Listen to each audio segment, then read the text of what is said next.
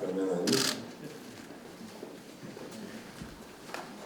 제178차 최고위원회의를 개최합니다.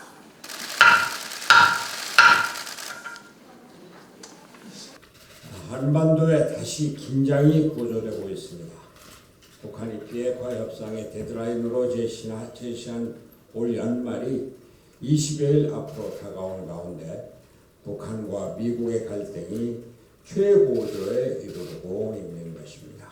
어제 조선중앙통신은 북한 국방과학원 대변인의 발표를 전하면서 7일 오후 서해 위성발사장 동창리에서 대단히 중요한 시험이 진행됐으며 이는 조선민주주의인민공화국의 전략적 위치를 또 한 번 변화시키는 데서 중요한 작용을 하게 될 것이다 라고 보도했습니다.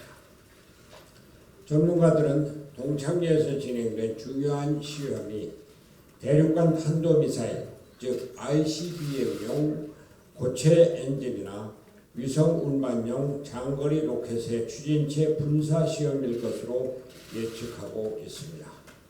만약 이것이 사실이라면 북한은 지난해 6월 북미 센토사 합의와 9월 남북평양 공동선언을 모두 위반한 것입니다. 미국의 대응도 즉각적입니다. 지난 5일 미국 CNN이 동창리 부근에서 이상 동향이 포착됐다고 보도한 바 있고 이어 미 당국도 지난 6일 전 세계에서 3대뿐이라는 핵심 정찰기 코브라보를 한반도 상공에 띄우며 감시 태세를 강화하기도 했습니다.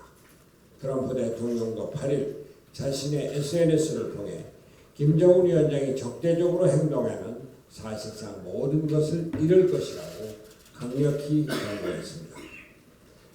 유엔 주재 북한 대사는 비핵화는 협상 테이블에서 내려왔다라고 엄포를 놓고 있고 최선희 외무성 제1부상은 트럼프를 향해서 늑다리 망령이라고 막말 비난을 하는 가운데 한미 정상은 통화를 하면서 급박히 돌아가는 상황을 공유하며 대책을 논의하고 있습니다. 한반도 정세가 마치 2017년의 위기로 돌아가는 분위기입니다. 한반도 평화는 거스를 수 없는 길이지만 시간이 걸릴 수밖에 없습니다. 북한은 지난 1994년 제네바 합의와 2007년 213 합의로 영변 핵시설 폐기를 2차례 약속하고도 이를 재가동한 바 있습니다. 제가 말씀드렸듯이 지난 30년간 수없이 부침을 겪었던 북핵 문제가 최종적으로 해결되기 위해서는 아직 갈 길이 멉니다. 우리는 꾸준히 한반도 평화를 추구해야 하지만 맹목적 평화만으로는 이루어지지 않는다는 점을 명심해야 합니다. 북미 간 갈등이 최고조에 이르고 있음에도 한국 정부의 역할과 존재감이 전혀 보이지 않고 있습니다.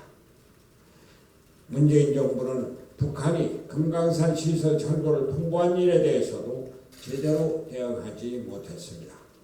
문재인 정권이 이념과 코드에 매몰된 저자세 대북 정책을 일관하다 보니 주한 미국 대사가 문 대통령이 종북 좌파에 둘러싸여 있다고까지 발언하는 것 아니겠습니까?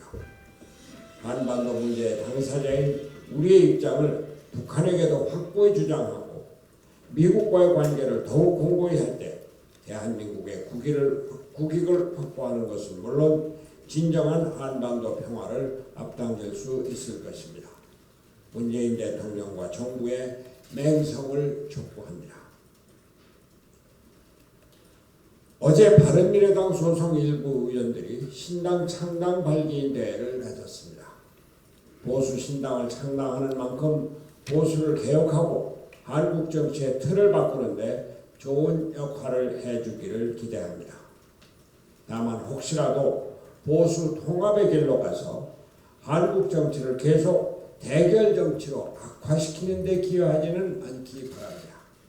아울러 신당에 참여하는 젊은 청년들이 구태 정치, 파벌 정치의 선동에 서서 희생되는 일이 없기를 진심으로 바랍니다.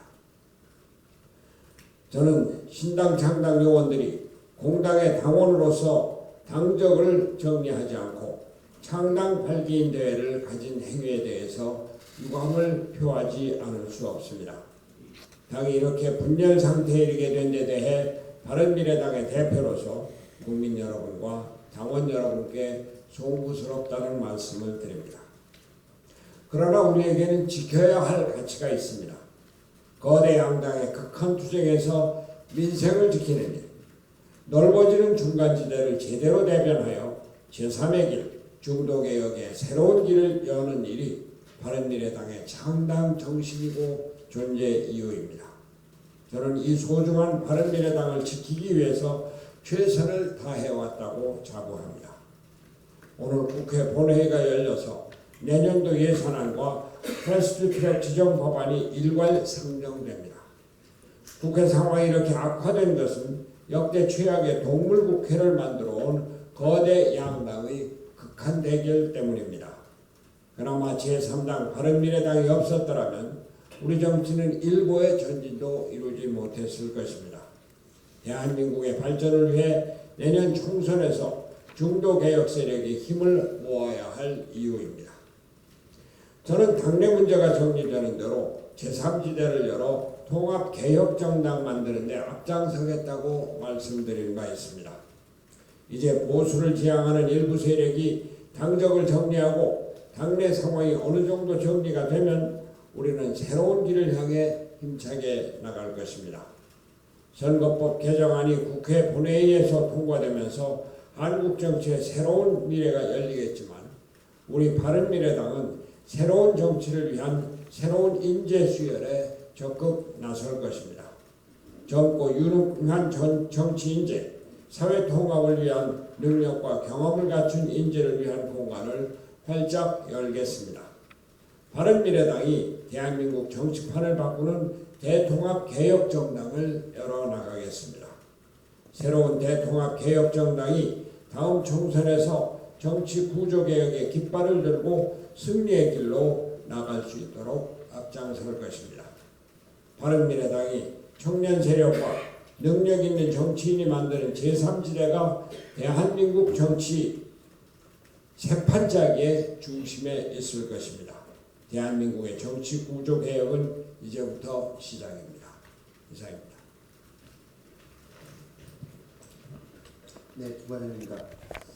정기국회를 마무리해야 할 시점이 다가왔습니다. 예산안, 선거제도, 사법제도 개혁 및 민생법안 등을 정기국회 회기 내에 처리할 수 있기 위해서 4+1 협의체가 주말 동안에도 협상을 이어왔습니다. 특히 패스트트랙 법안의 경우 오늘 오전에 다시 모여 최종적으로 타결할 수 있도록 하겠습니다. 주요 법안들이 오늘 상정되어서 정상적으로 처리되기를 희망하고 그리 되도록 최선을 다할 것입니다.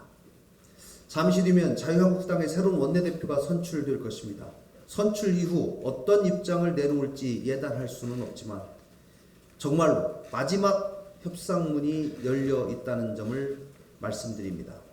새 원내대표가 전향적이고 진정성 있는 태도를 보인다면 일말의 협상 기한을 줄 수도 있을 것입니다. 그러나 예산안과 개혁법안, 민생법안 처리를 지연시키기 위한 꼼수를 또다시 부린다면 4+1 협의체는 일치 단결해서 필요한 모든 법안들의 본회의 처리를 정상적으로 진행할 것이라는 말씀을 드립니다. 어제 변혁 발기인 대회에 대해서 한 말씀 드리겠습니다. 변혁에 속한 새로운 정치 집단들이 새롭게 시작하는 길에 발전이 있기를 바랍니다. 그러나 모든 정치 행위에도 최소한의 정치 도의는 지키면서 하기를 다시 한번 촉구합니다. 소위 변혁에 참여하시는 우리 당 의원들은 이제는 당적을 정리할 때가 되었습니다. 단순히 탈당하겠다고 예고를 수차례 하는 것을 넘어서 이제는 창당준비위원회까지 다 구성한 상황에서 바른미래당 소속 의원으로 당원을 계속 유지하는 저희가 무엇입니까?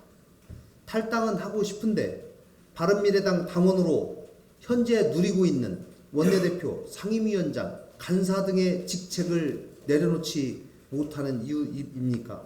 이제는 그만 다 내려놓고 결단해야 할 때입니다. 유승민 대표님, 한 계파의 수장이라면 결단을 보여주십시오. 본인 스스로 탈당하면서 결기를 보여야 하지 않겠습니까? 오신환 바른미래당 원내대표님, 이제는 부끄럽지 않습니까? 이혜훈 의원님, 상임위원장 자리가 그렇게 아쉽습니까? 실명을 다 거론하기도 민망합니다. 누구를 탓하기 전에 스스로 당당하게 정치하십시오. 이렇게 구차하게 당적을 유지하면서 신당을 만들겠다고 하는 것, 이런 정치의 새로운 적폐도 없을 것입니다. 신당의 정신이 변화와 혁신이라고 하는데 당적 하나도 제대로 정리하지 않고 정치인으로서 명확한 태도도 보이지 못하면서 어떻게 혁신을 부르질 수 있는지 참으로 개탄스럽습니다. 오늘 당장 탈당계를 제출하고 떳떳하게 행동하시기를 충고드립니다. 이상. 정세기장 최유입니다. 지난달 11월 중순 보건복지부는 국민연금기금 책임투자 활성화 방안 및 적극적 주주활동 가이드라인에 대한 종합적인 공청회를 열었고 같은 달 29일, 지난달 29일 국민연금기금운영위원회는 그동안 논의되었던 스튜어디십 코드에 대한 세부 내용을 의결하였으나 스튜어디십 코드의 핵심적인 내용인 적극적 주주활동 가이드라인은 의결하지 못했습니다. 의결이 안 된 적극적 주주활동 가이드라인은 불법 행위를 한 경영진에 대해 주주가 책임을 묻는 것으로 해당 회사 경영진과 충분한 대화를 최우선하되 불법 행위에 대한 개선이 없는 경우에 한해 주주로서 의결권 행사와 주주 제한 행사 등에 대한 절차를 정하는 것입니다. 한편 언론에 따르면 홍남기 부총리가 지난 28일 국민연금 주주권 행사가 외부의 경영 간섭으로 비춰지는 면이 있어 이 부분을 조율하였다고 발언하였고 결국 29일 적극적 주주활동 가이드라인은 의결되지 않은 것입니다. 스튜어디십 코드는 2015년부터 국민연금에 도입하기로 추진하면서 다양한 논의와 의견 수렴이 있었습니다. 그럼에도 불구하고 경제부총리가 국민연금 주주권 행사를 경영 간섭이라고 인식하는 것은 매우 유감스러운 일입니다. 또한 지난 7월 기금위에서 스튜어디십 코드 도입을 의결한 이후 1년 반이 되도록 작년 7월입니다. 1년 반이 되도록 핵심 내용을 정하지 못했다는 것은 심히 우려스러운 일입니다. 이번 12월 말에 기금운용위원회가 다시 열리기로 되어 있는데 정당한 주주활동에 대한 절차인 가이드라인이 당초 취지대로 반드시 반영되어서 의결해야 될 것입니다. 또한 이번에 제대로 안 된다면 다음 내년 3월 주총 시즌에서 또한 혼란이 있을 것이므로 다시 한번 반드시 12월 안에 적극적 주주활동 가이드라인이 당초 취지대로 도입될 것을 촉구합니다. 지난 금요일 한국당 황교안 대표가 서울대 특강에서 주 25시간 근로시간 단축이 과도하다며 대한민국은 좀 더 일해야 하는 나라다. 젊은 사람들은 애 키우고 돈 쓸 일이 많은데 나라가 일을 막아서는 안 된다라고 발언했다고 합니다. 그런데 주 52시간이 과도하다는 발언은 한 주에 52시간을 근무하기 위해서 얼마나 회사에 있어야 되는지, 얼마나 많은 일을 해야 되는지에 대한 노동 현장에 대해서 전혀 현실을 모르고 하는 소리입니다. 실제 52시간을 채우려면 아침 9시에 출근해서 점심 저녁 먹고 밤 10시까지 일해야 합니다. 제1야당 보수 대표가 이와 같은 인식 수준과 현실 감각을 가지고 있는 것에 대해서 심히 유감을 표합니다. 특히 아직 사회에 진출하지도 않은 대학생 청년들 앞에서 밤 10시까지 일하고 집에 가는 것도 부족하다, 일을 더 해야 한다 라고 얘기한 것은 정말 청년 문제에 대한 공감 능력이 없음을 다시 한번 보여주는 것입니다. 물론 기업 현장의 업종별, 업무 특성별 내용을 반영해서 근로시간에 대해서 탄력적으로 운영할 수 있는 탄력적 근로시간제와 선택적 근로시간제의 단위시간 확대와 도입 요건을 완화하는 것은 저희 바른미래당에서도 주장하고 계속 법안 논의를 하고 있습니다. 근로시간을 탄력적이고 유연하게 활용하는 것은 당연히 필요하지만 황교안 대표가 정말 기업과 노동 현장에 대한 인식이 이런 상황에서 과연 법안 논의가 제대로 될 수 있을까 우려를 표합니다. 하루빨리 자유한국당은 국회에 복귀해서 진짜 근로시간에 대한 진정성 있는 논의를 해주시기를 촉구합니다. 이상입니다. 네. 다른 말씀 없습니까? 네, 다른 공개 발언이 없으면은 비공개로 전환.